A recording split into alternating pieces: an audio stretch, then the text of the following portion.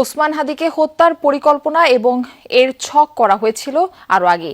কখন, কোথায়, কিভাবে গুলি করে কোন কোন রুট ধরে পালিয়ে যাবে এর সবই ছিল পূর্ব নির্ধারিত। এই ঘটনায় এক দুজন নয়, নানা পর্যায়ে জড়িত আরও অনেকে। কোন রুট ধরে কিভাবে রাজধানী ছেড়েছে সন্দেহভাজন ফয়সাল আর আলমগীর তার খোঁজ করেছেন সহকর্মী মশিউর অনিক।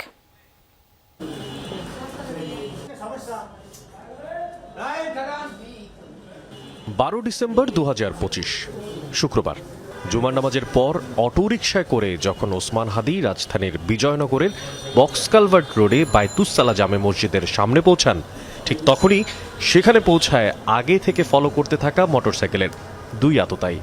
প্রশ্ন হলো, এত সিসি ক্যামেরা, এত নিরাপত্তা বেষ্টনীর মধ্যেও রাজধানীতে দিনে দুপুরে কিভাবে এমন একটা কর্ম সংগঠিত করে পালিয়ে যেতে পারে আততায়ীরা? যমুনা টেলিভিশন সেই আদ্যপান্ত খুঁজে বের করার চেষ্টা করবে। আমরা একটু দেখতে চাই ম্যাপের এই জায়গাটাতে, যেই মুহূর্তে আমরা দাঁড়িয়ে আছি, এই জায়গাটা দিয়ে চলে যাওয়া যাচ্ছে সোজা পল্টন দিয়ে বিজয়নগর এলাকায়, এবং অনেকগুলো গলিগলা থাকার কারণেই সেখান দিয়ে হারিয়ে ফেলাও খুব সহজ আততায়ীদেরকে। যদি সিসিটিভি পর্যালোচনা করা যায় তাহলে খুঁজে বের করা সম্ভব হতে পারে শেষ অবস্থান কোথায় ছিল আততায়ীদের।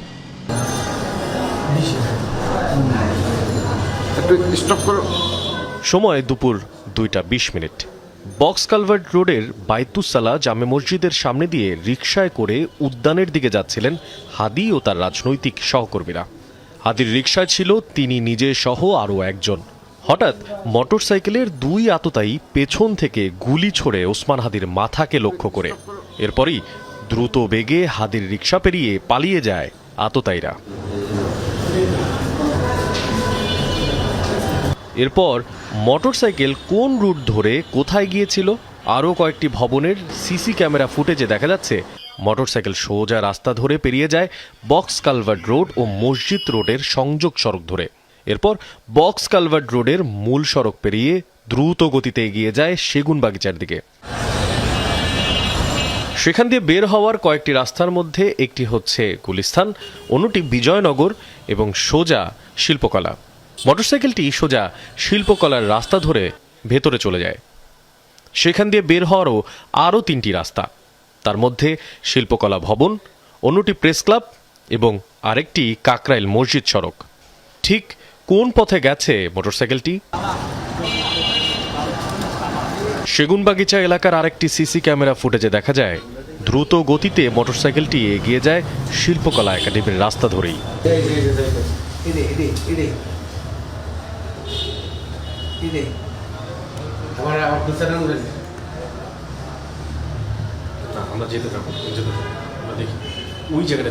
যেভাবে দেখছি এইভাবে সেমটাই, আর কয়েক জায়গায় দেখলাম যে অবস্থা, এই অবস্থা আমি দেখছি, কিন্তু ফেসটা পুরো ভাসে না।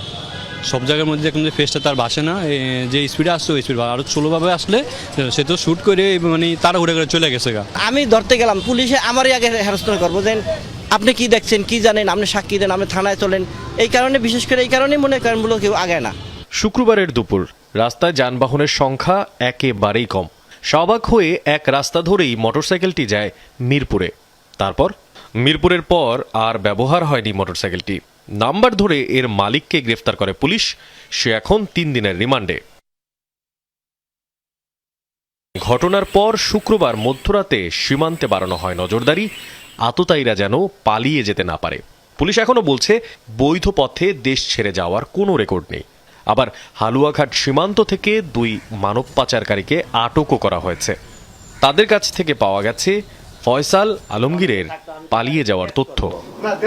বাট আমরা ট্রাই করতেছি। তাদের বয়ান অনুযায়ী হালুয়াঘাট সীমান্ত দিয়ে শুক্রবার রাতেই পালিয়েছে ফয়সাল, আলমগীর, যে কাজে সহায়তা করেছে আটক দুজনই। মাঝে 2বার 2টো প্রাইভেট কার বদলের তথ্য পাওয়া যাচ্ছে।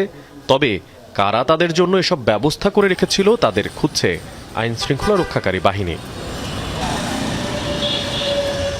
মশিউর অনিক, যমুনা নিউজ, ঢাকা।